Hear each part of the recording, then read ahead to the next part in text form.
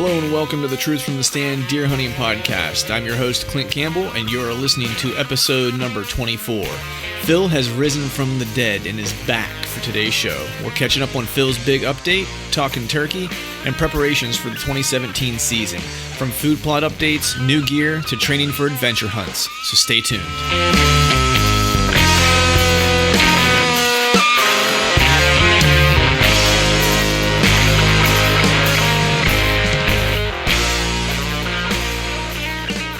All right, welcome back to another episode of the Truth from the Stand Deer Hunting Podcast. I am your host, Clint Campbell, and today I am joined by none other. Some of you know him, some of you love him, some of you love to hate him, but Phil Marchek is back in the fold, folks. How are you doing, brother? I'm tired, bro, but I'm good. Feels good to be back. It feels good. Back in the saddle. You're tired for all the right reasons, though, man. So, it's been a little while. I kept kind of teasing the folks at home here listening that you were coming back soon. I wasn't quite sure when. You had a lot going on, of course. So before we dive into any deer hunting stuff, man, just give us a little Phil Marchek update, man. What you've been up to. Give the folks at home a little taste. Well, it's not so much the me show as much as I got to give all the credit to my wife. She did an awesome job. But we had a little baby boy on January 20th, and he's awesome. He's great. The name is awesomer. Okay, hold on. So I have to give a little bit of a preamble to the name. So the first name was essentially I think from when we had our daughter, and we didn't know what if we were gonna have a boy or girl. So the middle name, there's actually two. One is from my daughter, who, bless her, is awesome and has a great imagination, and then the other is from my wife as a homage to her late father. But the name is Hunter Rocky Michael. Nice. Hunter Rocky Michael Marchek.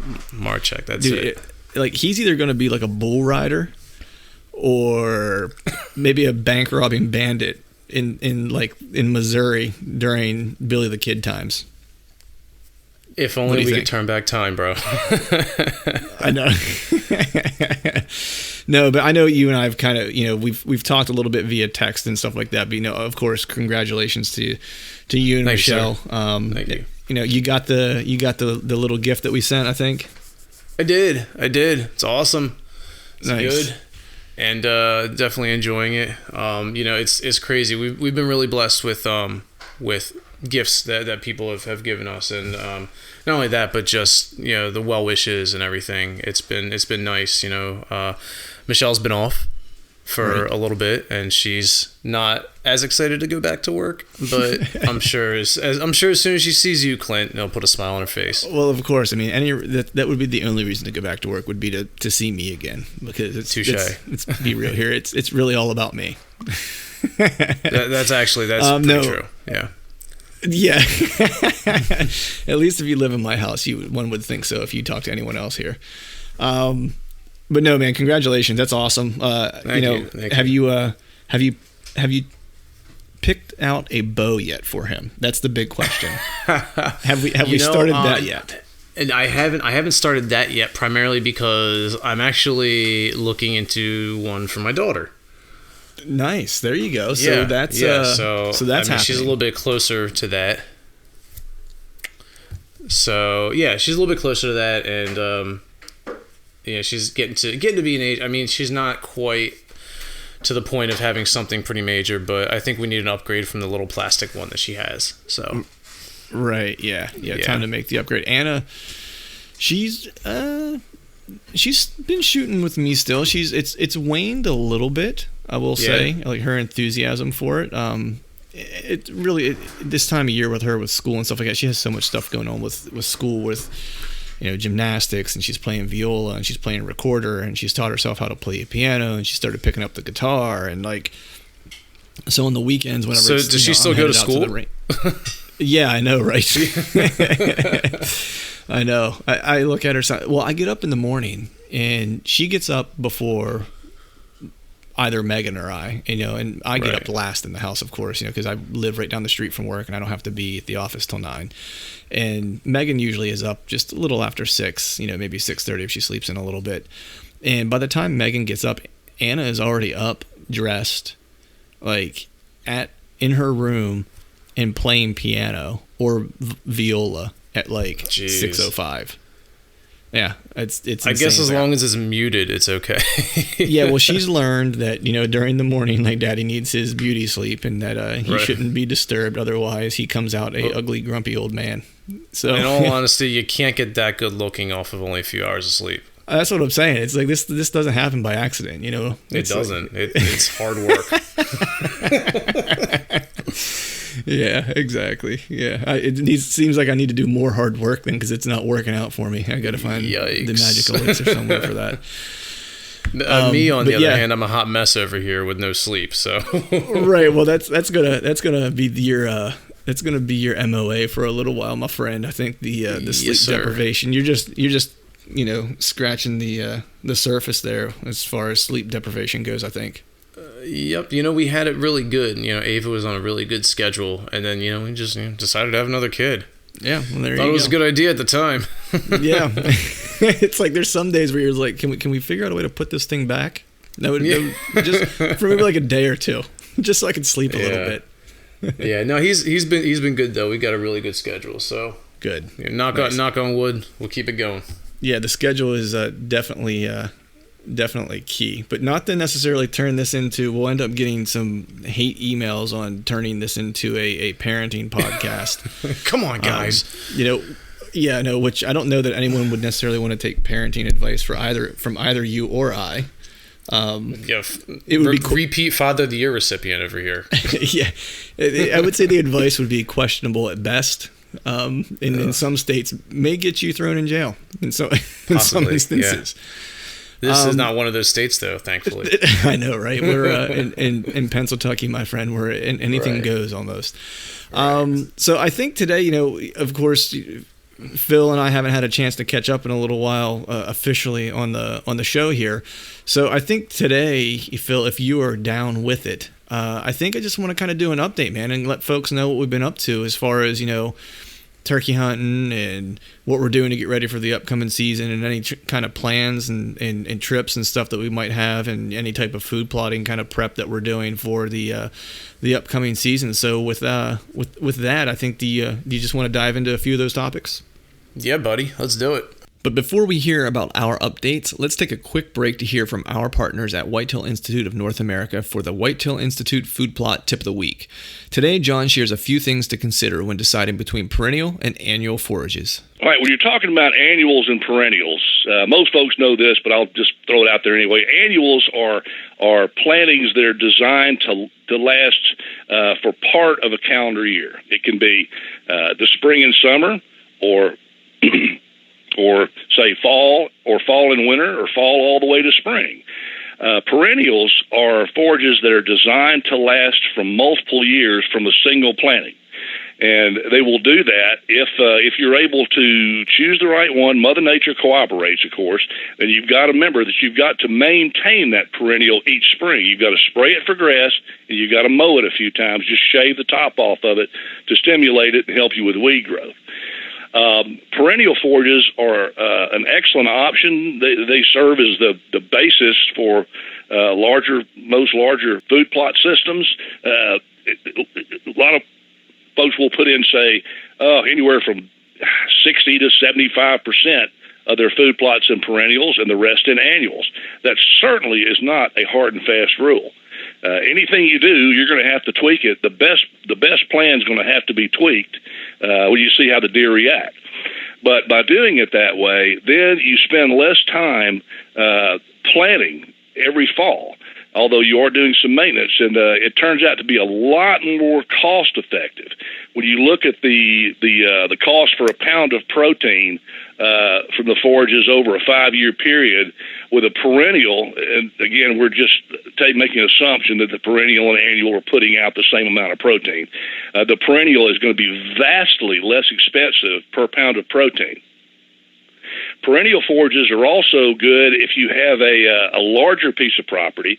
They can be a great way to set things up so that you have a congregation plot that you hunt very rarely, maybe during the rut, but you want the deer to get a feeling that once they make it to that plot, they're safe. And then you can identify your bedding areas, and you can take annuals, hunting plots, and stagger them between the perennial and the bedding area. That's another great way to do it. Now, I've talked about perennials. Some folks just plant annuals, and they do perfectly well with that. That can be a great option if you don't have equipment to spray and mow. And if you're not going to have the property, you don't know you're going to have it more than a year at a time, that can be a great way to do it.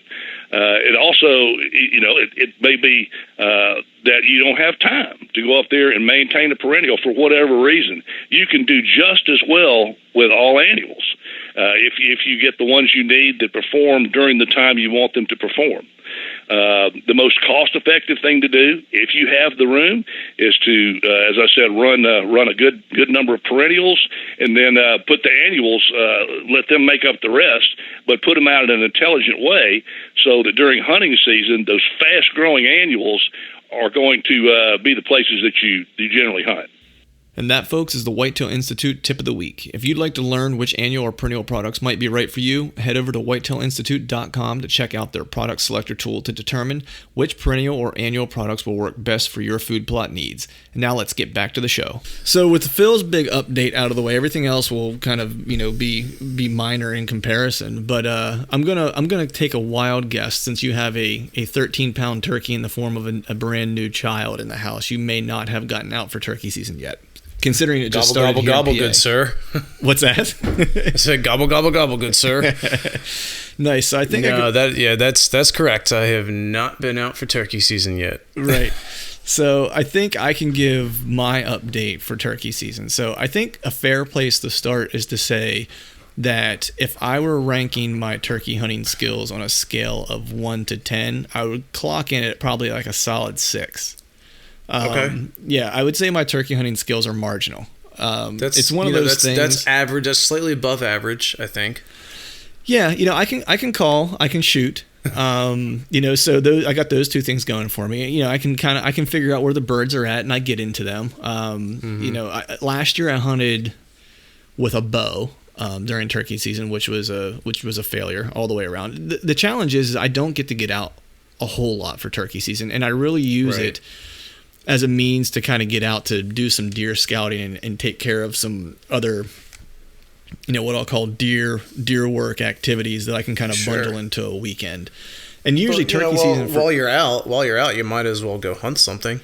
Right. And turkey season for me also is really the time that, because the weather's a little better, or a little nicer, a little warmer, it's a time for me that I can actually get Anna out in the woods, and I'm not really too worried about what we're going to encounter as far as the weather is concerned, unless it's a downpour.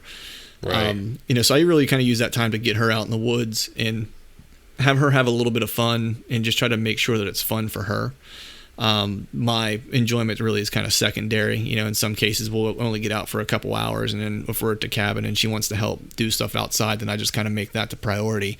Because it's more important for me that she has, enjoyment doing things in the outdoors versus necessarily just it being only hunting that she's enjoying the outdoors. Sure, absolutely. So last year was quite a failure, I guess, to a degree. It's like I didn't get anything, and then I ended up doing deer work. Now this year, we can get into this a little bit later, or I guess we will, in terms of what we're doing at the farm, specifically with food plotting and stuff. But this was opening weekend on Saturday, this past Saturday, which by the time people hear this, it'll be a solid week and a half ago. And the plan was, initially I was going to go to Ohio that weekend to hunt, but the weather was really looking kind of bad for that particular Saturday in Ohio. So we ended up going back to the farm, and we actually made like a little family trip out of it. Megan actually went back, and Anna went back, and Anna was, of course, hunting with me. We go back, and father-in-law's there, a bunch of his buddies and stuff, and we all kind of have a good time. And Anna got up like a champ the following morning. Everything was good. We had a blind set up at the edge of the clover field. The turkeys have been in that field pretty frequently. They usually always are, and I always get game camera pictures in in that field of some strut and toms during March and April, typically, of course. And that was no different this year. So we had a setup, and I kind of looked at the weather, and it looked like it was going to start, raining later in the afternoon. And in PA, you can only hunt spring gobbler the first 2 weeks till noon. So It's not a terribly long hunt, which is perfect for taking Anna because, she's not going to want to sit in the blind all day. So we get up, we head out, and the other big news for her really was she got her own small 410 shotgun. Really? Yeah. So all right. That was the first weekend. This past weekend was the first weekend for her with that. She didn't take a gun last year, only because, well, I didn't have one for her necessarily, and I took a bow, and she hadn't really shot a whole lot prior to that, so I was really I didn't want her first experience shooting, a shotgun of some degree to be a bad experience or make her gun shy, and I felt like she needed to get just a little bit bigger, and so I waited till this year and got her the 410. So we took that. So this is the first year during turkey season that she carried, and we didn't make it out for the youth hunt. Unfortunately, we had some other things to tend to that weekend, so we didn't make it out for that youth weekend.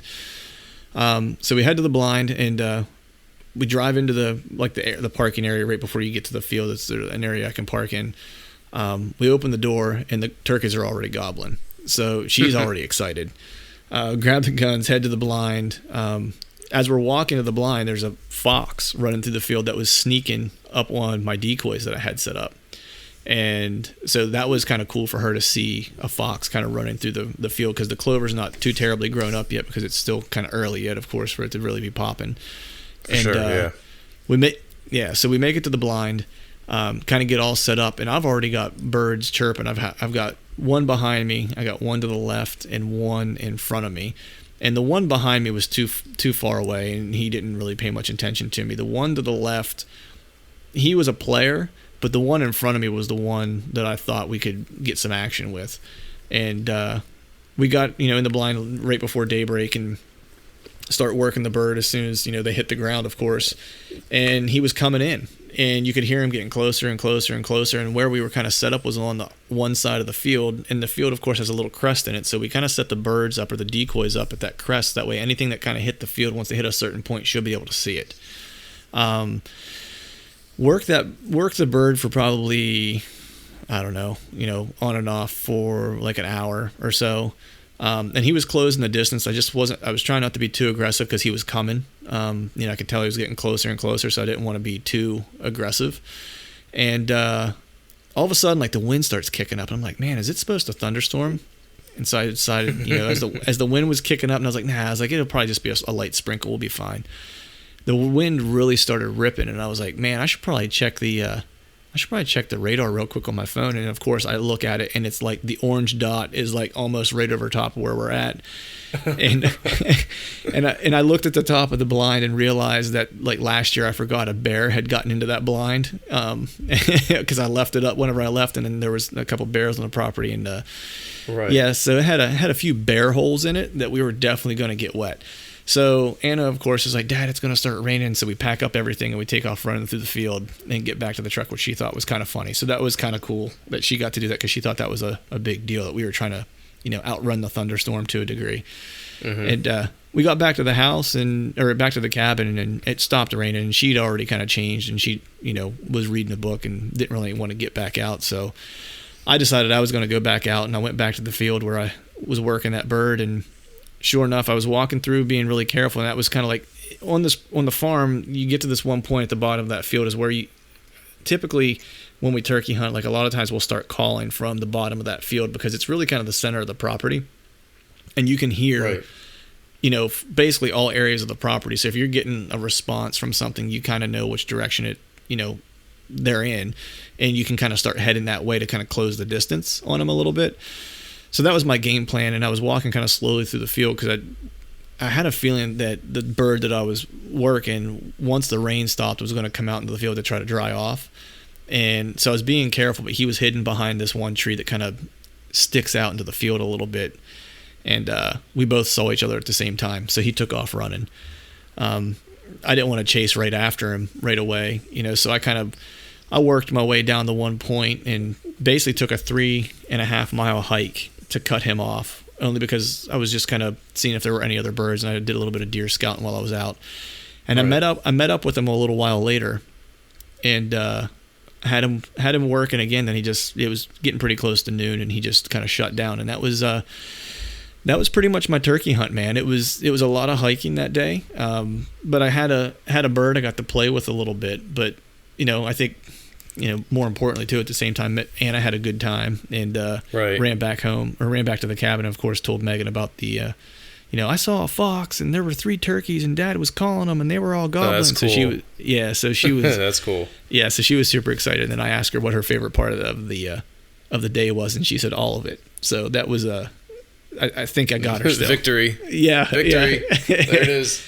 Touchdown. Yeah, exactly. So, but I think more, what I always like to get out of it is doing some scouting, during turkey season, just trying to kind of looking over the property, even though it's only been a couple months since we last hunted, but man, a couple more turnarounds here. It's, and archery season is going to be right back up on us. So, I think we can start talking a little bit, I know I like talking about it, but kind of starting to get ready for next hunting season. Some folks, it might be a little early, but this is really when we kind of start to make the hay. So I know you haven't had a chance to really I think we should talk about it.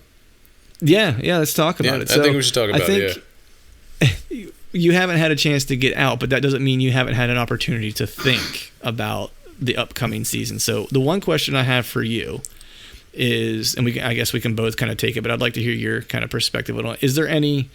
Are there any new things, gear, toys, things like that you're kind of thinking of trying for this year, or things that that you want to get, or that you've tried in the past or have sampled in the past and want to utilize for this year? Well, I know I've talked about it in the past, at least this past season, but I definitely am still eyeing up a new bow. So I need to get out. I need to test shoot a couple. I have ideas on what I want, but I mean, obviously, you don't make a decision without sampling. But yeah, I'm definitely trying to make a bow upgrade for this season. What are there any brands that you've kind of had your eye on that you've been eyeballing? Oh yeah, I mean, I've been definitely looking at Matthews for sure. And there, I can't think of it. What was the brand that you saw at the show last time we Gearhead. Talked? Gearhead, yeah, that was it. I'm curious about it because you said that it was a really smooth bow, but I've seen pictures of it. I've seen people shoot it. It's just so weird. Yeah, I want to shoot it. Yeah, that was my biggest thing to try to get over. Was I thought it was an interesting idea, right? And I was just right. I couldn't fathom how it would feel good. You know what I mean? Just because of like the way it looked, and I was just like, you shouldn't judge a book by its cover, of course, but it's just one of those things. Can't do that all the time. Yeah. I do it all the time. Why would I stop at bows? Right. But it just looked different, right? And so I just in my mind I felt like it had to feel so much different, I guess. And right. When I shot it, I mean it was smooth. It was I would shoot it. I would have a hard time giving up my Matthews only because I'm so comfortable in it. Mm-hmm. But if I think given the time, it's like I would absolutely love that bow. The draw cycle super smooth. The back wall's awesome. You can hold at full draw for what feels like years. Which is funny you bring that bow up because I've actually just started having this conversation with some guys at the archery club where I love my Matthews. And I don't know that I could imagine shooting anything else, but there's a couple bows that I started thinking about if I were to make a change, and not saying that I'm necessarily going to, because this bow is new. It's only a year old, so it's not like I need to run out and grab a new bow. Mm-hmm. But I have a couple buddies that shoot prime. A couple of those guys have been on in the recent past. So Dan Bayes and Johnny Utah Mulligan both shoot primes. And I did shoot them, a couple years ago, and I wasn't a big fan of them. But I started thinking, like, had a birthday in the recent past, and was like, you know what, I'm not getting any younger. And the first thing these guys that I talk, the first thing that these guys at the archery range talk about when they start talking about shooting their bows or getting older and stuff like that is that just their shoulders go. Right. And my bow is pretty aggressive. I don't shoot crazy heavy poundage. I think it's like 62, 63 pound draw weight. But it's just an aggressive bow, and I was like, would it save my shoulders at all if I got something that had just such an easy, bow to hold at full draw for extended periods of time where I'm not stressing my shoulders while I'm at full draw. Right. I don't know if there's any truth to that, but in my mind, it seems like the less stress I can put on my joints, the better. But so I don't. That's not a bad theory, and definitely for sure on the not getting any younger phrase. Yeah. It's interesting because I always look for speed. I always look for a fast bow that can shoot in a straight line out to a decent distance. But as well as I do with our lacking draw length. Yeah. We're not able to leverage or utilize the full potential of these bows. So to compensate, we need heavier draws to get that speed. Right. There's always this compromise. So I definitely hear you on something that's a little bit more easier on the shoulder and something you can hold for days at full draw. But at the same time, I have reservations about compromising arrow speed for that. Right. Yeah. I'm kind of in the same boat. It's like I like speed too, and I was just actually reading something not too long ago in one of the many magazines I get. Where it's like, I know that a well-placed shot with a 45-pound draw weight will kill a whitetail just the same as my 62 to 65-pound draw weight will. Right. So I understand it's all about accuracy. But there's something also to be said for penetration too. You know what I mean? It depends on how far out you're able to shoot. It's like you're still there's still an issue of kinetic energy out to certain distances that is just real in terms of physics that you have to deal with or have to succumb to. So I'm still in that boat where it's like I'm more interested in the speed and the knockdown power at the end of my shot with my bow.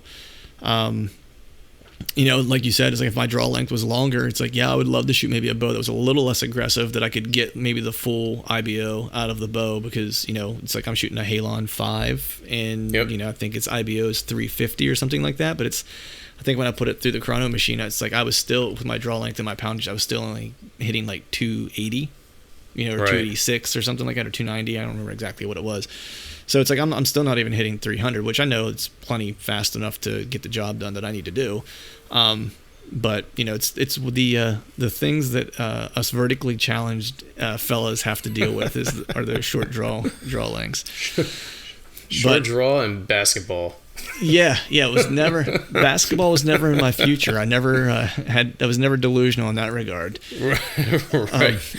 But speaking of equipment, and kind of dovetailing off of the joints and getting old and everything, I have had minor thoughts towards potentially getting a crossbow, but it almost seems like for me that's more of a toy than something that I would legitimately consider as going out on a regular basis and hunting with. Right. So, I don't have any bad feelings necessarily toward anybody who's shooting a crossbow. I think anything that gets folks out into the woods, the more the merrier. For sure. To me, the way I kind of view a crossbow is, like, I personally wouldn't use one until I had the physical limitations to the point that I was no longer able to shoot a compound bow. Right. That's kind of my criteria. Only because I like shooting a compound bow so much. You know what I mean? It's like I enjoy shooting the bow. I enjoy going to the range.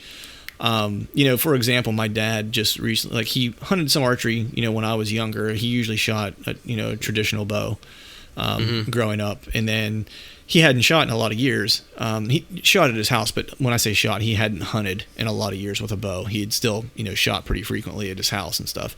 Right. And then whenever we started talking about, him wanting to go out west together to do a hunt together, I said, sure. But I didn't really want to go do a gun hunt, because I was like, if I'm going to travel and spend the time, it's like, I want to do an archery hunt. And so he said, okay, he's like, well, I'll get a crossbow and we can go. And I was like, my dad's still in pretty good shape. He's a strong dude. And I was like, why don't you get a compound bow? I was like, and shoot that. I was like, you're still physically capable of doing it. And now he absolutely loves it. Right. So, that's kind of how I look at a crossbow. To me, it extends my opportunity as a hunter, or as an archery hunter, Sure. more so than, I don't see it as a means of, I don't see that it's something for me necessarily until it becomes a necessity. Necessity, absolutely. Keep me in the woods. Yeah, absolutely.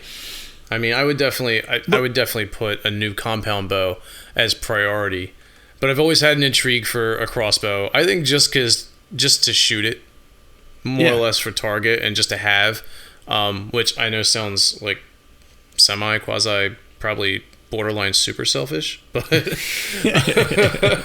I don't know. Yeah, I think I would still probably go out with a compound bow on the reg hunting, but yeah, just something about a crossbow, just like have it and shoot it, I guess. Yeah, I mean, they're fun to shoot. My father-in-law has one, and I take a crack with it, anytime we're at camp and we're doing some target shooting or whatever. I usually also challenge him to tell him that I can shoot at further distance more accurately. I tell him, you stand at 30 yards, I'll stand at 50 yards, and I'll still beat you. So, well, of course, we always have that. Yeah, I mean, and how many drinks does it take to get to that point? We won't disclose that because that is not safe practice. That is not safe practice, and we promote safe target shooting standards on this show. I was just speaking theoretically, really. Yeah, of course. Theoretically. Yeah. So theoretically, the new gear that I'm considering trying out to move along from dangerous territory. Right. So it's, for me, there's definitely, a host of things that I'm going to be kind of checking out this year. For a couple reasons. One, because I'm always intrigued by new things, new opportunities. But two, I have the elk hunt that's coming up, and so there was a necessity, or it was necessary for me to pick up a few things that I didn't already have in my arsenal. One of them being, and this was actually one of the biggest ones, was getting the right gear for me to head out west. Midwestern and East Coast predominantly, whitetail hunter. So my gear, when I say my gear, it's, like my camo and like my outerwear and stuff was all pretty much, geared toward the type of hunting that the type of terrain that I live around. And of course we know heading to Montana is a different animal. So it kind of required me to kind of rethink the gear that I had, and quite frankly, the gear that I had been using was quite old and could use an upgrade as it were. So I started kind of looking around at some different clothing options, and looked at a few different manufacturers. There's a lot of great manufacturers out there now that are doing, a lot of interesting things where they've taken gear from, or our hunting clothes, as we used to call them, to turning them into really to real gear, like performance wear. Bridging that gap between athletic performance wear and things that's going to take the abuse and the grind that you're going to have in the, in the backcountry, so to speak. And I ultimately ended up, I sampled a piece or two last year of Sitka's, line of gear, and just to kind of try it out, because it's like, I'll be the first to admit it's salty, as far as the price goes. But I'm a big advocate, though, or a big kind of believer in, especially when it comes to things that potentially make or break an experience. Like, you get what you pay for. Absolutely. And so something that may be the difference between having a good 2 weeks in Montana and a bad 2 weeks of Montana. Price point, wasn't necessarily the biggest deciding factor for me at that moment. If it was just like for hunting whitetail, it's like I might reconsider possibly. But so I tried out a couple pieces of Sitka gear last year. It worked really well. And this year I actually met them at the outdoor show, and they were super kind and gave me some incentive, I guess you could say. And so I ended up kind of going forward and getting, purchasing the new sub-alpine gear that they have coming out. They were super helpful at the booth when I met them at the show. They kind of went through the catalog with me and helped me kind of mix and match what I could use from sub-alpine for not only my elk hunts, but also when I come back to PA, and I'm hunting early season, that could kind of be used for both of those types of hunting. And then also what pieces to kind of pair with from the sub-alpine piece from like undergarments and insulation layers with the Whitetail, Fanatic stuff that I was interested in getting for my Midwest and East Coast whitetail hunting. So I'm super stoked to get that stuff. I actually, it should all be on my doorstep here in the next 2 weeks, I imagine. So I'm pretty pumped to get that. So that was kind of like, yeah. All right. So it'll be like Christmas. I'm going to have a Sitka Christmas in May, it seems like. I was going to say July's halfway there, right? Yeah. So it'll be my half year Christmas. Right. So I'm pretty pumped for that. And of course, want to give, a shout out to the folks at Sitka for doing a guy a solid. It's a good company. They back the folks that they're affiliated with. And in my opinion, they kind of back the right kind of folks. It's not a lot of the hunting celebrity types.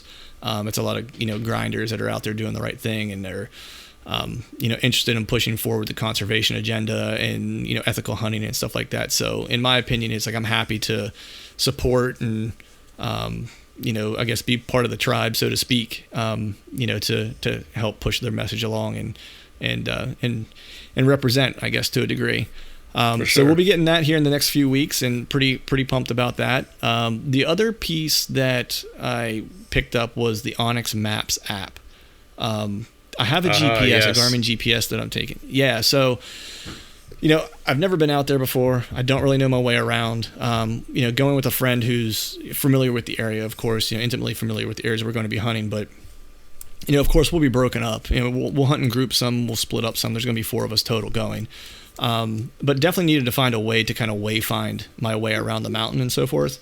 And I have a GPS, a small Garmin that I actually have sitting here because it's been sitting out since deer season, I think.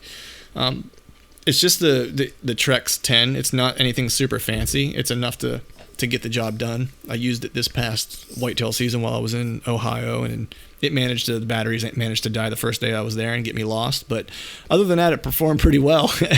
And I thought that, I'm just more comfortable reading maps on my phone. So I wanted to get something that I was just a little bit more familiar with. Right. That took a little bit less of a learning curve. I'll be taking the GPS, of course, as a backup. But the cool thing about the Onyx Map stuff is even when you don't have cell service, because we're going to have 0 cell service where we're at, it still works. You can save the maps that the areas you're going to know you're going to be in, and you can kind of mark your waypoints on that, and you can save it as a static image. I guess this is lay terms and how it works. But your little beacon, or what people would recognize as their blue dot on like their Google Maps or on their iPhone map, still stays live with the GPS of your phone and will track you as you move, even though the app is not currently active and connected to a cell service. Right. That's awesome. Yeah. So you're able to still kind of use its full functionality. The bonus to that is that it doesn't eat up your battery either. Because that's the other kind of, sketchy part is how do you manage to keep battery on, power on this while you're out all day and stuff. But it doesn't use nearly as much battery whenever it's in that mode. Bring tons of power banks. Yeah, I know, right? Well, fortunately, we do have a big power bank that I think Scheimer's bringing. I think Eagleson has one, so we should be pretty well hooked up for battery power. Nice. And where we'll have our base camp, I think we can actually pull the truck up near it, so the truck will at least be close by that we can use that if we had to do any charging. But so that's one of the other pieces of gear that I was picking up.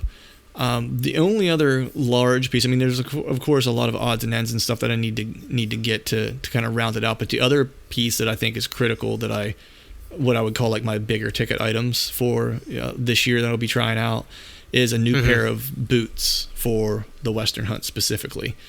What are we looking at? So of course I can't use my rubber, swamp jumpers that I use for whitetail around here, because for whitetail it's like I'm a muck boot guy for the most part. Yep.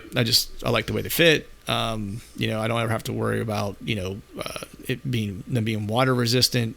They're warm. They kind of do everything I need them to do. They've taken a beating over the past couple of years, and they've withstood. So I'm happy about that.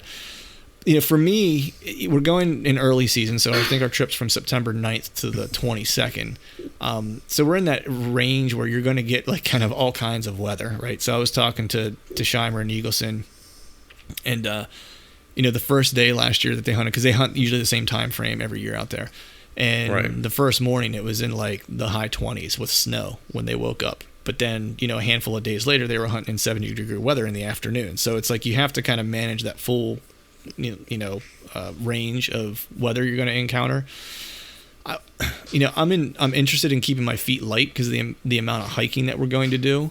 It's a moving hunt, so it's not going to be a lot of time standing still. So I opted to go for more of a hiking boot than a hunting boot without insulation or without insulation. Just because moving should keep my feet warm for the most part. So I ended up getting a pair of Salomon hiking boots. The 6-inch height boots to give me a little bit of ankle support. They're pretty stiff, nice. So there's no issue with ankle support. Are they pretty light? There. Yeah, they are really light. I've done a lot of hiking in them so far. It's I put probably when I say a lot of hiking, I mean a fair amount of hiking for the amount that I'm able to get out. So I've probably put like probably 40 miles on those boots so far. Just kind of, and they broke in really fast. They're waterproof, of course. They've got a Gore membrane, so I should be safe in terms of waterproof. And just so far, I've had really good luck with them. They've been really comfortable. I've been happy with them. The amount that I've got to hike in them, my feet don't hurt. My feet haven't blistered or anything like that. So a pretty smooth transition into those hiking boots, to the point to where it's like I'm trying to figure out other ways and other reasons to wear them. Mm-hmm. Right, for sure. So I wore them to the office the one week just because I felt like I should wear some hunting boots to the office to work the one day. Did you get any aggressive looks? Not gonna lie, people were curious as to why I was wearing those boots. So for those listening that don't know, it's like I work in an office environment in the marketing and advertising realm, to where you're more likely to see like the hipster brown shoes than you are a pair of legitimate hiking or hunting boots. I'm pretty sure I'm the only person that's ever wore a piece of camouflage into the office in the entire existence of the place. I think I could probably vouch for that. Yeah. Yeah, I'm pretty sure that's a pretty safe assumption. Actually, the one of the partners that owns the joint, he's former military, so he may have worn camouflage. I think I have seen him in a pair of camouflage shorts in the office before. So nice. So there's that. So I have that's one. How you know he means business. Right, when he wears the military shorts, and it's, you're hoping you don't have a review that day, because it's not going to go well. No, not at all. So that's the gear, man, that we're gonna use. So it sounds like you're looking at some bows, and I'm picking up some gadgets for my Western hunt. So yeah, man. I mean, I definitely, I would love to, I guess, upgrade some of the garments, but what I have right now definitely more than suffices for at least what I'll be doing this year. If I was going out west with you, I would probably have to look into a couple of things, but I'm not in that position. So, till I get out there, we're good with what we got. Yeah, man. It's like hunting sweatpants if you got to. You know what I mean? Camo sweatpants. As long as you're out there, man, it's all that matters. Yeah, but seriously, those Fleeceland Johns, they're legit. Yeah. It's funny, man, because I always have to make sure. I always go with warmer clothing than most people, because I'm always cold when I hunt. Like, it's just one of those things, and it's just I don't know how to get around it. I mean, part of it is I've never gone out and got like really good hunting gear, like clothing. I've always just kind of piecemealed stuff together and hoped that it worked. Essentially, right. Some days it did, some days it didn't. So I'm really excited actually to get the Sitka shipment, because I've never had good gear that should work. So hopefully that'll maybe solve my cold issue. And I think more than anything, especially for hunting out there, it's more about the layering aspect of it. These pieces are made to kind of work together and in combination. And I've never had that before, so it's always like it was either too much or too little. There was never that ability to kind of get the right amount on because the clothes weren't necessarily made to layer together. So I think that's the big distinction between some of these companies, or at least the new gear companies, is that they're really becoming smarter about what the hunter actually needs and what they're going to encounter and how they need to kind of plan their apparel for that whenever they're hitting the woods, because they don't have the room to take everything and they need to have like just a handful of pieces at work across the broad spectrum of inclement weather that they might encounter. So sure, absolutely. And it's something else. I've never been good at layering. I mean, especially in like early or like let's say mid season, where it'll get warm in the afternoon but it's still a little brisk in the morning. If I'm out all day, I'll end up sweating like none other in the afternoon because I didn't layer. I dressed for the morning. It's always the balance, right? It's like you almost have to pick, like, do you want to be cold in the morning or hot in the afternoon? Right. Like that's, and so, I'm hoping with getting some gear that's actually made to layer that I can solve some of that. But moving, the one thing I want to talk about a little bit is also, as we're talking about hunting or prepping for hunting season, we've covered the gear, how we're going to prep for some of the gear changes that we want to make. But before we jump out of gear talk, let's hear a quick word about our partners at Exodus Outdoor Gear. As a hunter, part of our love is stewarding our land and the deer herd. Summer velvet card pulls always leave us feeling hopeful for the upcoming season. Exodus customer Chris Apfelstadt shares one of his favorite parts of using his Exodus trail cameras, enjoying the excitement and the hopes and dreams of an upcoming season. So I'd say the Exodus story that sticks out the most to me was the fact that this was my first year putting cameras out in the spring.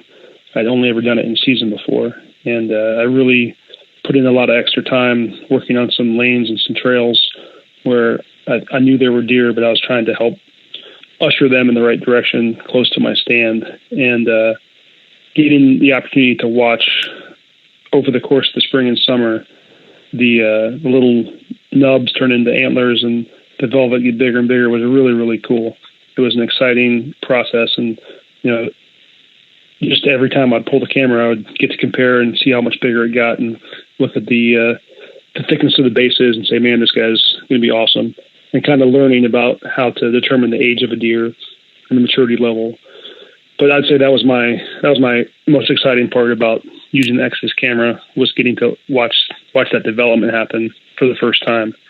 And something I'm going to continue to do, moving forward as a hunter. And that, folks, is an Exodus experience. If you'd like to learn more about Exodus trail cameras or pre-order their new Exodus Lift 2 camera, visit them at exodusoutdoorgear.com. Remember to use the promo code TRUTH for a 10% discount at checkout. And now on with the show. The big piece is, of course, anything you're going to do in terms of habitat management and making any updates to the habitat. So, for sure. I think, I wrote a little article here a week or two ago. It's on the truthfromthestand.com, where I kind of talked about what my food plot strategies are for this upcoming year.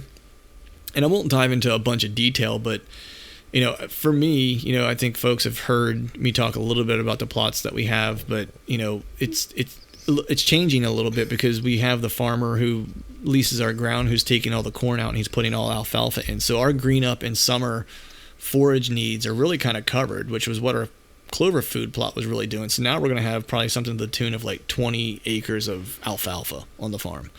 Wow. So really kind of made me have to stop and think like, okay, we're going to have tons of stuff during the spring and summer. But we're really at a disadvantage when it comes to like the hunting season, number one, when October hits, and then definitely as you hit late season in winter, for deer for sustenance, essentially to get them through some of those tough months. So the goal for us really is, I think this year is we're using, what is it called? It's a Whitetail Institute product, and now I forget what it's called. Isn't that terrible that I can't remember what it's called? That's a sign of having another birthday in old age. Anyway, I was gonna say or having another kid. So yeah, right. Well, I haven't had that yet, so I don't have that excuse quite yet. Right.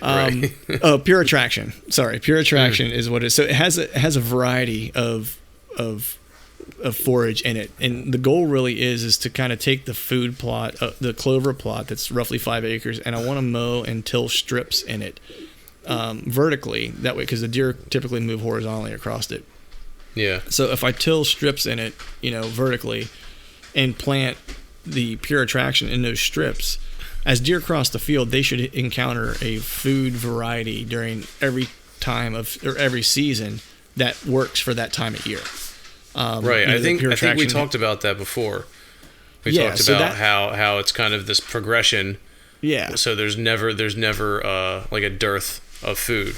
There's always something that's kind of in season. Right. So that's the plan for that. And then the 2 acres that we have that last year we put in power plant, which was, a combination of soybeans, peas, there was sunflower, sun hemp, I think is what it's called, in it.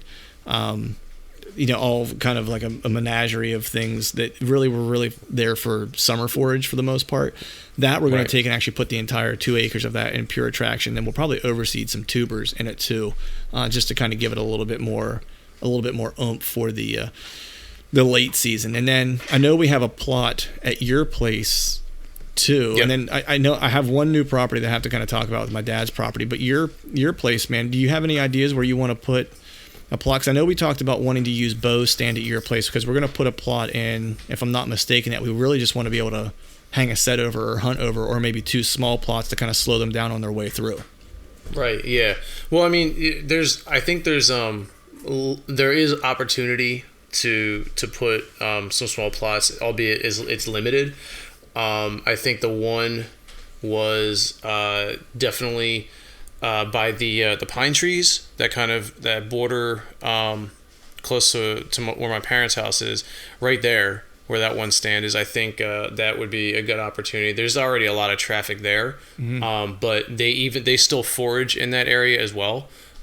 So to be able to keep them there a little bit longer and potentially get a couple more numbers, I think would be a good opportunity. And then if you recall, walking back into the field, prior to getting back to where you sat when you came over, there was a bit of a clearing, an opening before you head back. I think right there could be a win as well, because that's kind of the centralized location, and I would say kind of the hub of where and how the deer filter through that field.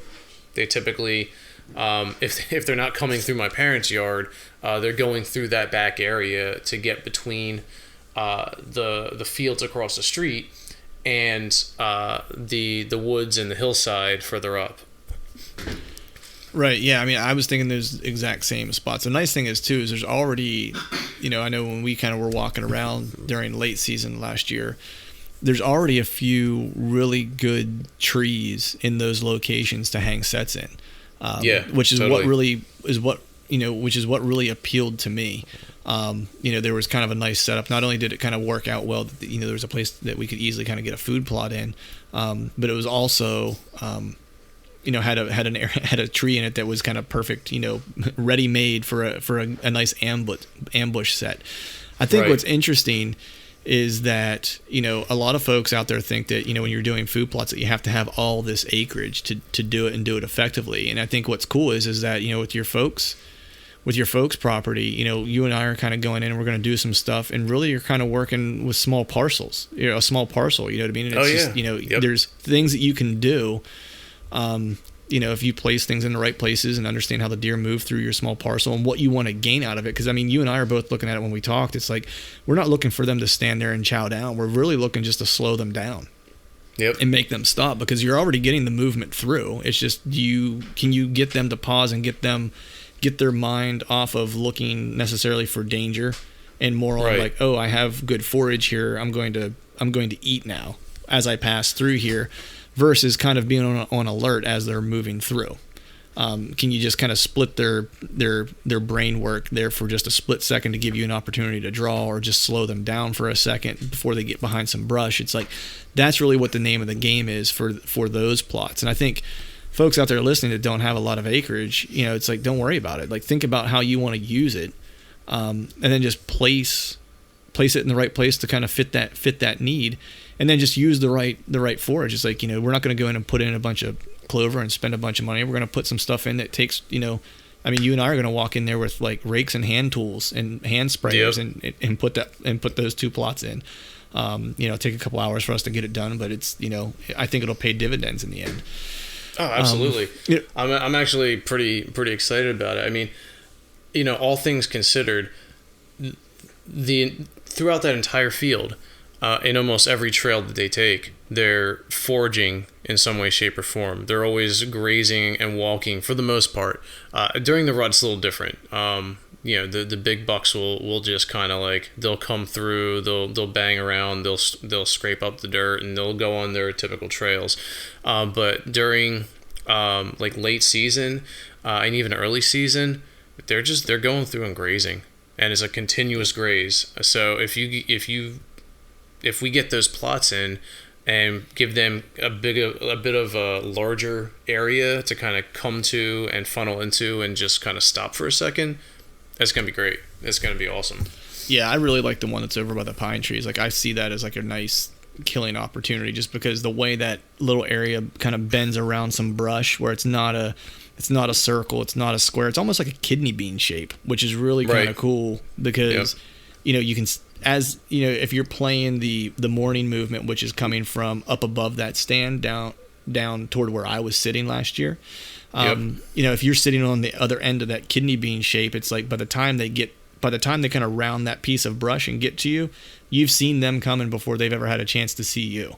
You know what I mean? Sure. So it works out. I think the way it's shaped and the way we can place the stand and stuff like that. So I'm really excited to put it in. It's actually probably one of the more, one of the plots I'm most excited to put in this year, because I think it's gonna probably prove out to have the best impact in any of the properties that we'll hunt this year. For sure. The other piece that I have, I'm sorry, go ahead. No, I was gonna say, but I mean, enough about that piece. I want to hear about your dad's property. Yeah, so there's 2 new properties really that I'm going to probably be putting food plots on. One I've talked about a little bit in previous podcasts, which is there's my father-in-law who has the farm, of course, behind their house. I just grew up in an area where it was all farmers and loggers growing up, and everybody's family owned and had property. That was just it wasn't, everyone just kind of had it because that's how they made their living for the most part. And the story is no different here. That's how the farm kind of came about. And the land behind their house, they have 50 acres behind the house there. And like my wife's grandfather used to own a logging company, or part own a logging company for a bunch of years. And so he owned and timbered a bunch of the land behind the house, and he still has, so he has 50 acres back there that is now my father-in-law and my mother-in-law's property. There's 2 homes on it. Regardless, there's a bunch of land back behind there.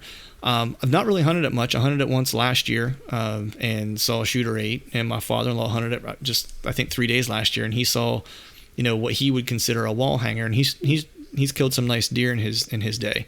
So there's a nice Pennsylvania wall hanger that's living back there somewhere. I've identified a couple buck beds. And I found a really good spot to kind of put in a food plot, and it would kind of function the same way, even though it's a little bit larger acreage. It would function the same way as what we're going to do at your parents'. It's like I'm noticing how the deer are already moving on the property. I can actually watch it from their sitting room window while I'm having coffee in the morning when we're visiting. And so I'm really just going to put a plot in that area to kind of slow them down, and it'll be really an early season ambush spot that is in like an old log yard that's all overgrown. That's really where I'll hunt during early season and maybe during late season. The rut, the action's really up on the ridge behind the house, so that really won't change much. But the early season ambush spot will be over probably a bow stand food plot, and same thing we're going to use at your parents' place in a small area, probably to the tune of like a 1/4 acre, maybe a 1/2 acre at most.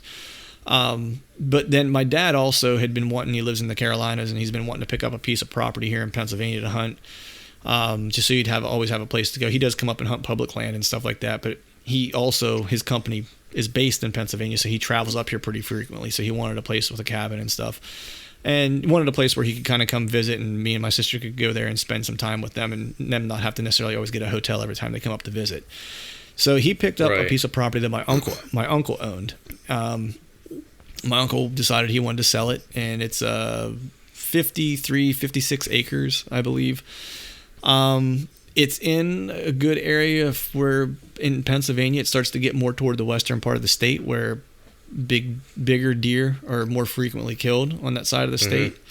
My uncle actually missed a really, what he said was the biggest deer he had ever seen. So I'm not sure. That's, again, Pennsylvania standards here. It's not like we're talking an Iowa booner by any stretch of the imagination. However, again, my uncle's an older gentleman who's hunted a long time and has seen and killed many deer. So if he's saying it's one of the bigger deer that he's ever laid eyes on the hoof, then I'd imagine it's something I would probably be interested in chasing at minimum. Right. It's interesting. Dad's property. It's got a handful of areas where you could put food plots. And this year I'm not going to go too wild. I scouted it. I found some really good rub lines. There's some natural water springs on it that spring from beneath the ground. So there's several really nice natural watering holes. There's a fence line, which I always like. Anything that gives you edge is always really good. To hunt deer like to skirt edges. And there's fence line. Someone put page wire fence almost throughout the entire property whenever the property line was different. So there's just these pieces of page wire fence that are still up in different places. And one of them kind of separates this backfield of my dad's property to the adjacent the farmer's field. The interesting thing about all the farmers' fields around this property is every one of them is in the CREP program, which is conservation. I forget exactly what the acronym stands for, but I think it'd be something. I think it's a watershed conservation program where they want you to not put fertilizer and things into the soil because they don't want it to run off into a water source, and also they want to avoid soil erosion and stuff like that in that area. So they the state will pay farmers X amount of dollars per acre for them to not plant crops in it, and so they leave it and they come in and plant it in some natural grasses and stuff like that. And that's what is basically surrounding us. So if we put any food plots in, for the most part, we'll be one of the only games in town, within a few miles at least. Which is good. But I don't know enough about the property really at the moment to put in large scale food plots. So this year I'm really going to kind of take a smaller approach and just put some late season pure attraction in, because I want to kind of give it a variety, and I really want to use it to hunt over this year. So where one of those fence rows are located, it kind of then runs into the timber, and at that kind of like pinch point, and it's also, oddly enough, is where the fence has also been kind of beaten down where deer are crossing, so it's kind of a natural funnel there. I'm going to kind of put an odd shaped food plot in there that kind of snakes along the timber line. That way I can use any of those trees along that timber line to try to get a shot of anything coming from behind, because there's an area that had been burnt behind me from that stand location, so it's pretty thick and nasty from a fire from whatever it would have been probably 10 years ago or so. And then the natural pinch point, or the natural funnel that the fence is making there with the adjacent field and the timber line as well. So that's probably where I'm going to put it. There's a bunch of brush and like pines and just some good cover. There's an area in the one corner of the property that had clearly been completely clear cut and is just like thick as hair on a dog. And then there's an area also in the back part of the property. You could tell people were doing some property management, because there's a bunch of old hinge cutting for bedding in the one back area of the property. So I feel like if I put food on one side, they're naturally going to be bedding in the one area where like the thick stuff is, and where it's all been kind of hinge cut. And where I want to put the food is on the other side of the property. So my goal is really to try to get them to have to move across the property, because it's really the only what I'll call highly attractive food source that'll be in the area, and hoping to force them to move, a distance to get there and utilize the property instead of kind of staying put. So that's the plan for Dad's property. I'll definitely have to get you down there. We can have some, for sure, absolutely. Yeah, have some fun down there. I think it's going to hunt well in the early season. because of the water. I'm at least anticipating that. I think it'll hunt well for the rut too. Late season, I think, would be a crapshoot, a little bit of a crapshoot. Mm-hmm. But I'm really kind of interested to see what happens there during early season. I don't know. I just have a feeling from just like the sign that I was seeing and stuff like that that it could be a really, really good early season spot. At least that's what I'm hoping for. So we'll hang some game cameras, and we'll see what breaks loose here over the course of the summer and what I get on camera, and see if I have anything down there to chase. Yeah, man. Absolutely. That's the game plan. So I got, as you can tell, man, it's like I have properties to hunt and only so many days of vacation to hunt them. So touche, sir. Well, yeah, I mean, so the silver lining is, you have a lot of properties. The majority of them are a good distance away. But as previously mentioned, you're certainly more than welcome to my parents anytime you want to get out. And I know you probably want me to go, and I do want to go as well. Yes, absolutely. But I mean, it on the off chance that you're jonesing to get out, and I'm not able to, I took you back there and showed you around. You're more than welcome. So, mi casa, su casa. Nice. Yeah. Hopefully, I won't have a run-in with your dad like I did the last time coming out of the bathroom at zero dark 30. Yeah. Classic. Yeah. But so with that, it's like there's also some public land that I plan to hunt too that I scouted here in the off season, which I know we talked about on the podcast at one point. So I still have high hopes for that. So my goal is really this year is like I've done my due diligence of trying to find different places to go hunt. Unfortunately, they're all still a drive away with the exception of your parents' property. I still need to try French to go. Creek is out there too, right? Yeah. I mean, that's a place that I have spent some time in, and I definitely want to get back and spend some more time there this season. There is a watershed that's nearby that's almost like hunting suburbia that I've actually been in email contact with those folks that's actually 5 minutes from my house. Right. That has some nice deer on it because it's in town, and they allow only so many permitted hunters a year to hunt that property or those properties. So I've been emailing with them, and I'm supposed to get in touch with them here toward the end of summer and see if they can pencil me in for one of those permits, which would be awesome because I could literally hunt almost out my back door, which would be great.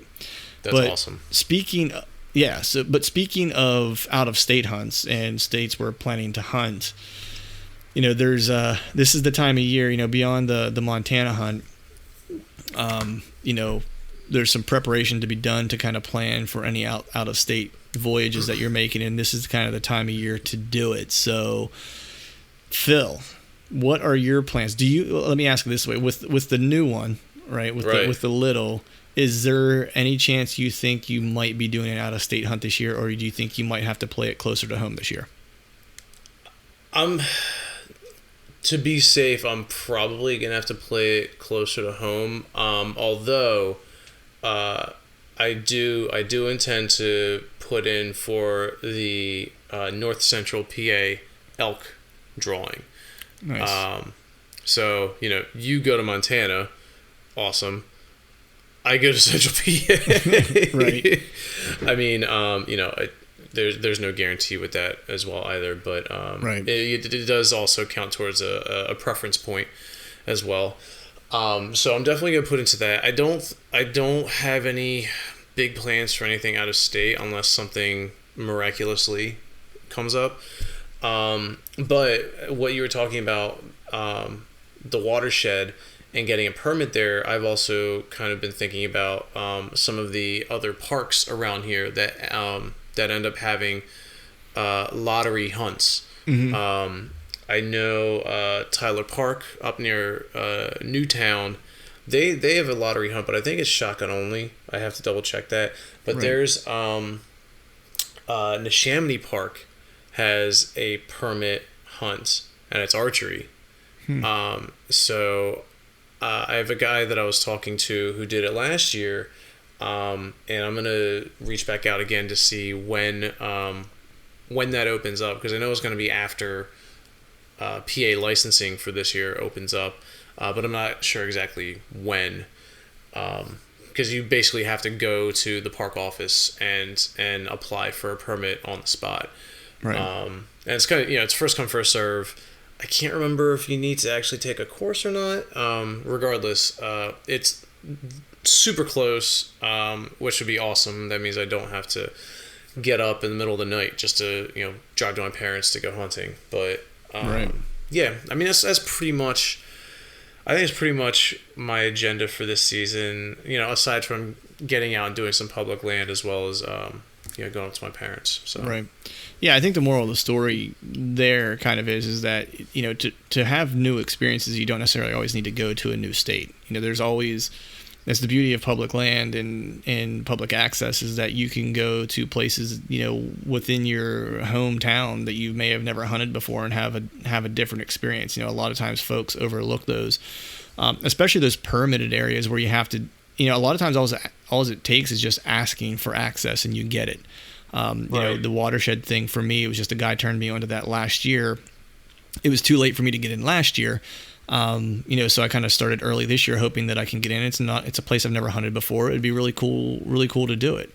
You were talking about taking a test. A lot of times those places, at least the watershed, I wouldn't have to take a test per se. I would have to do a shooting proficiency test where they would want to basically see me shoot at different distances, to know that I'm not going to wing an arrow at something and it's going to end up on someone's front porch, because of where I'd be hunting. It's that's a real possibility, Well, here goes nothing. Yeah. So, but for me, I'm of course going to be headed back to the Buckeye State. I have an affinity for that place. It treated me well last year, so I'm going to go back. Which, I think that's probably going to be a yearly trip for me for the most part, unless something, happens where I, whether I draw, the year I finally draw an Iowa tag, I of course probably won't go to Ohio that year. There's that. Yeah. But, so I'm kind of preparing to do that. I'm headed to Ohio this weekend to do a turkey hunt and going to do some deer scouting. So it's kind of a combo. I'll probably take and hang a few cameras. I'm really headed to the area that I hunted last year, and just really going to, there's a lot more to the area that I hunted than just the place that I had my stand set up in the areas that I, was hunting.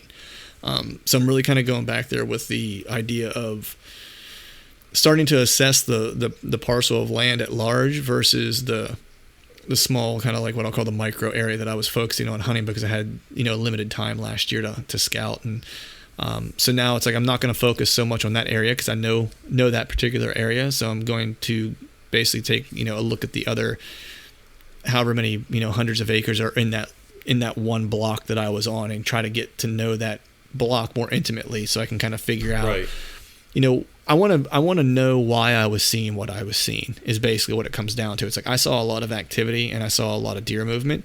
I want to start to now try to figure out why I was seeing it, and two, where were they coming from and where were they going? Right. Yeah. I mean, you're just kind of piecing together the larger puzzle. Yeah. And once you do that, if you're able to do that, you're going to expand your effective range of where you can hunt in that area. Mm-hmm. I mean, sure, you had success in that one area, but as soon as you start putting the pieces together and figure out why they're doing that, where they're coming from, what their habits are, then you can kind of expand out and feel almost as comfortable in a new place as you were, where you had good success last year. Yeah, and the added bonus is we can, Tate's going with me, so it's a me and Tate trip, and so we're gonna kind of lump that in with a little bit of turkey hunting at the same time, and do some scouting and hang a few cameras. So it should be a good trip. And then the other trip that of course I'm taking that I'm sure people are sick of hearing about is the Montana trip. There it is. Yeah, and that of course is taking a lot more preparation. It's for example, it's I've been shooting a lot, and I actually just got my bow tuned up. I changed out my D loop, and when I did that, it moved some things around on me a little bit. I'm not quite sure why it did, but it did. And I had to kind of get me dialed back in. I have a buddy. I want to give him a plug because he's an awesome dude. He lives in my hometown. His name's Ryan Clapper. He owns Clapper's Archery Supply, and that's kind of the guy I go to kind of take care of my bow needs. He always does me a solid and hooks me up, man. And every time I leave his place, my bow shoots better than it did, than it did prior to going there, and it seems like it shoots better than it did even prior to, or than since the last time I went there. Nice. He just spends the time with me and kind of dials me in and kind of checks everything out for me. He takes a look at my form. He used to shoot for Hoyt. He knows what he's doing. So anyone back home or within the kind of Bedford County area, I would go ahead and check him out if you need a bow tune-up and if you're interested in getting a new bow or get hooked up with some accessories and stuff, or just need a tune-up, man, that's the guy to go to. That's the guy I kind of trust here locally. Then the other aspect of that. What's that? It's the guy. It's the guy, man. Yeah. It's the guy. Yeah, it's the guy. The other thing that I'm doing, as I kind of briefly mentioned there, was just extending my range, which is what I've been working on basically since whitetail season ended. Was just trying to shoot enough to where I'm comfortable. My goal is to get comfortable out to 60 yards. And then as of probably 2 weeks, I wouldn't go as far as to say that I'm comfortable out to 100% comfortable out to 60. It's like I'm comfortable out to 50 now, without a doubt. Mm-hmm. Right. 60 yards, it's still, I shoot well at 60 yards, but I wouldn't go as far as to say that I'm comfortable. It's, I guess put it this way. It's like if I'm shooting at an elk at 60 yards, like with how I'm shooting right now, I'm killing it. But that's not my goal is not to just be good enough. My goal is to, before I leave, whenever I'm on the range, is to be dialed in. And for me to be dialed in means my groups are tight. Right. So, right. So I'm working on that still, which is, it's the type of work I like to do. Then the beast side of it is the physical preparation that I'm kind of doing to get ready to go. It's a lot of cardio work that I'm doing. It's a lot of working out with a weighted vest on, running 3 miles with a 20-pound vest. I did a 5-mile hike of an incline this past weekend that was climbing 2,500 feet, with a 30-pound pack on, and I'll continue to kind of increase the weight hiking as I go. That was the first elevation hike that I was doing, where I was actually outside, climbing with weight on. So I didn't want to go too heavy because I didn't want to, of course, hurt myself. I have a bad habit of overdoing it and hurting myself, and then having to kind of chill the work. Yeah.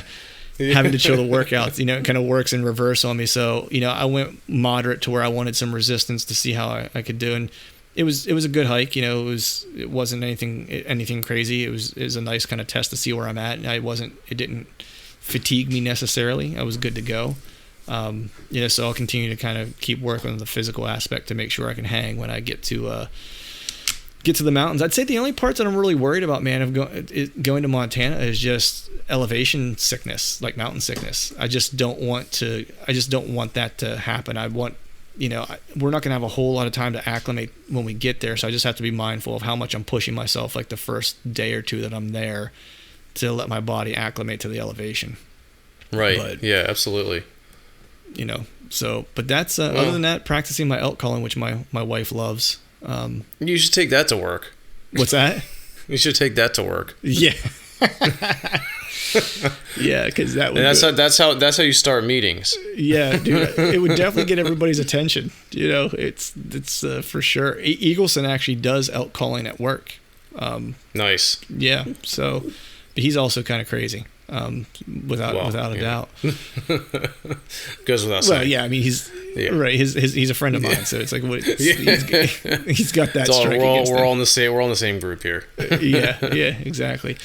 But with that, man, I think we've kept the folks at home here listening for a little bit more than an hour, and I think we've kind of gone through everything that we've been thinking about and that we're planning to do, and our hopes, our dreams, and our aspirations. Well, if that were the case, there wouldn't be enough time in the day to get through all that. I know, right? I know. Is there anything that we've left out before we get going from your perspective? Anything you want to add? No, man. I think we covered it.